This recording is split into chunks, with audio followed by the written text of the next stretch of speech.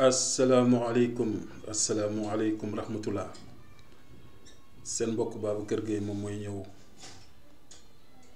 di continuer waxtaan bi ak yéen ci partie bi ñu tolloon mooy partie bi am solo sax bu ñuy wax assise de la décentralisation keroog dama ne woon pratiquement assise 2007 yi conclusion yu bari ñu ci jëlee daanaka moom la ñu utiliser pour mettre en place la politique relative à l'acte 3 de la décentralisation. Donc ñu ngi tollu woon ci le cadre humain nga xam ne joxewoon nañu situation bi tey dañu war a continuer ci vraiment les faiblesses et les difficultés yu collectivités territoriales yi doon rencontrer dans le cadre de la mise en œuvre de leurs activités. Alors, en parcourant le code des collectivités territoriales, c'est-à-dire pour 1996 bi,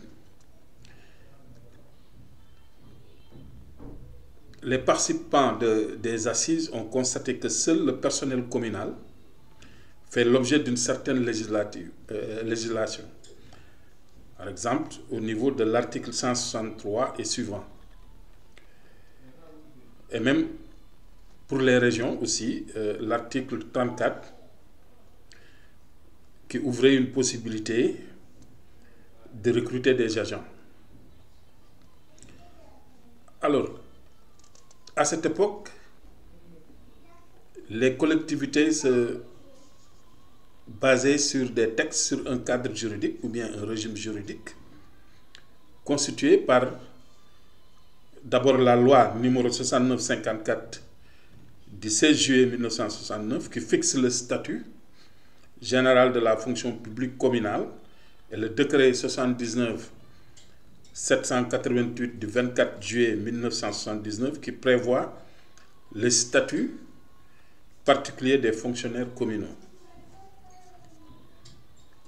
Alors, il était constaté à cette époque, on a constaté à cette époque que ces deux textes ne régissent qu'une infime partie du personnel communal, en l'occurrence ceux qui sont dans la police municipale.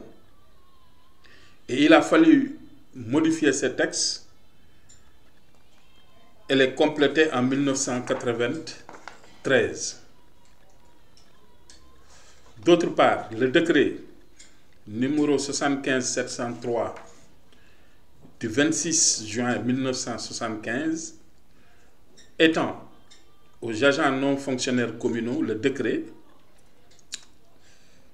numéro 74 347 du 12 août 74 fixant le régime spécial applicable aux agents non fonctionnaires de l'État. Vous avez aussi le code du travail et les conventions collectives qui s'appliquent aussi au personnel non titulaire.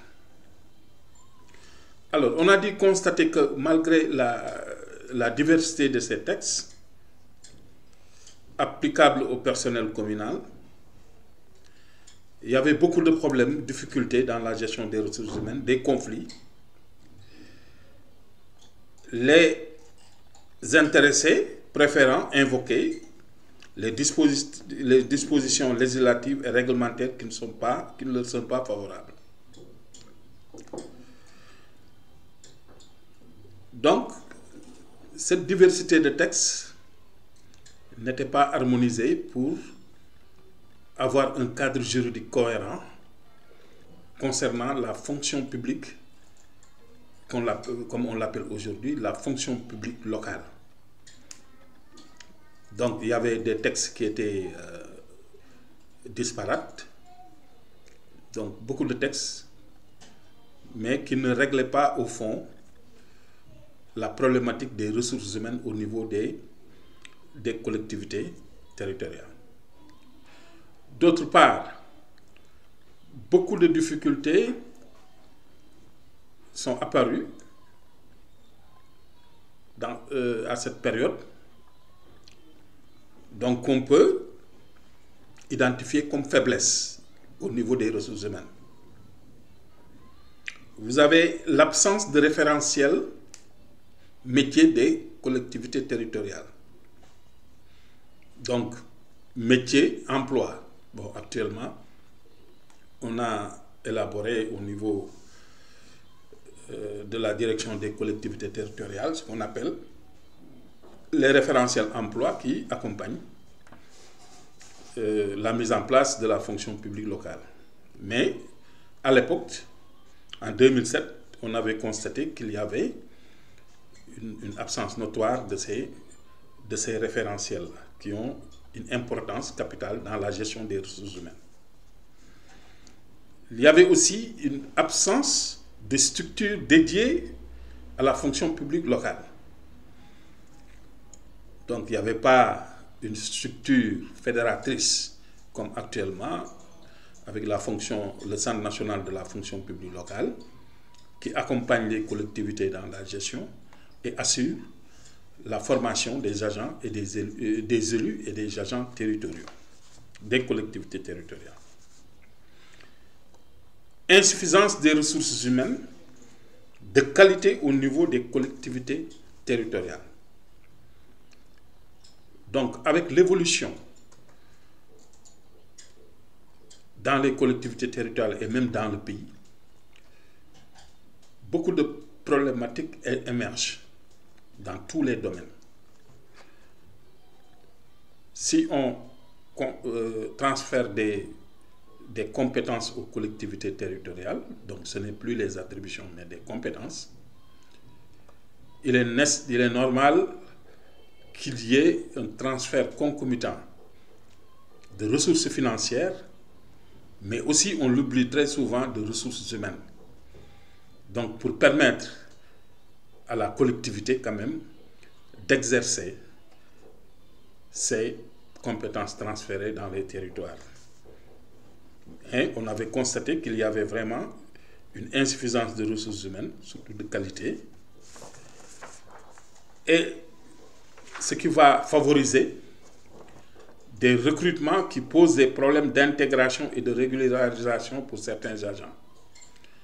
Et on l'a dit, et on l'a toujours dit, ces recrutements étaient le plus souvent politiques. On ne tenait pas compte du besoin réel en ressources humaines pour faire des recrutements. Et ces collectivités n'ont même pas ces outils de gestion des ressources humaines relatifs au recrutement du personnel. Et enfin, vous avez une insuffisance des ressources financières capables de couvrir les charges de personnel pour les collectivités territoriales. Donc c'est la même problématique. On transfère des compétences, mais on transfère ou on met à disposition des ressources financières qui ne peuvent même pas couvrir les besoins, surtout les besoins de fonctionnement relatifs au personnel. Donc tout cela a amené les participants des assises de recommander un certain nombre d'améliorations. Par exemple, premier point, c'est au niveau de mettre en place une fonction publique locale pour pouvoir harmoniser les interventions en termes de gestion des ressources humaines. Donc, cette fonction publique aura pour mission d'accompagner les collectivités territoriales dans la gestion de leur personnel et dans le renforcement de capacité de ce personnel-là. Vous avez aussi le statut, de définir le statut de l'élu local pour voir les profils, pour voir les obligations, les devoirs et aussi quelques avantages des élus dans l'exercice de leur fonction. Le renforcement des capacités des élus et des acteurs territoriaux, qui est un point extrêmement important, qui permet de définir une politique de formation des élus et des acteurs territoriaux, une stratégie de mise en œuvre, donc pour renforcer régulièrement les capacités des élus et des acteurs territoriaux, pour leur permettre quand même d'exercer ces compétences. Alors, ce qui fait qu'au niveau du facteur humain, vraiment, il était nécessaire, et ils l'ont dit, ceux qui ont participé aux assises, quand même de se pencher sur ce volet de la gestion des ressources humaines pour permettre aux collectivités quand même d'atteindre leurs objectifs et d'exercer leur mission. D'autres problématiques aussi ont été soulevées au-delà de ce cadre humain, ce qu'on appelle le cadre spécifique. Ces problématiques tournées autour du développement local et du budget participatif. Donc, beaucoup de recommandations ont été données. Au niveau de du rapport entre la décentralisation et le partenariat public-privé, actuellement au Sénégal, vous avez une loi sur le partenariat public-privé et les collectivités territoriales ont une place importante dans ce partenariat. Et donc, c'est une alternative pour permettre quand même aux collectivités d'avoir l'opportunité d'aller chercher des partenaires stratégiques pour monter quand même ces partenariats-là. Le genre aussi est la décentralisation pour favoriser vraiment l'émergence, la promotion des femmes dans la gestion de ces collectivités territoriales.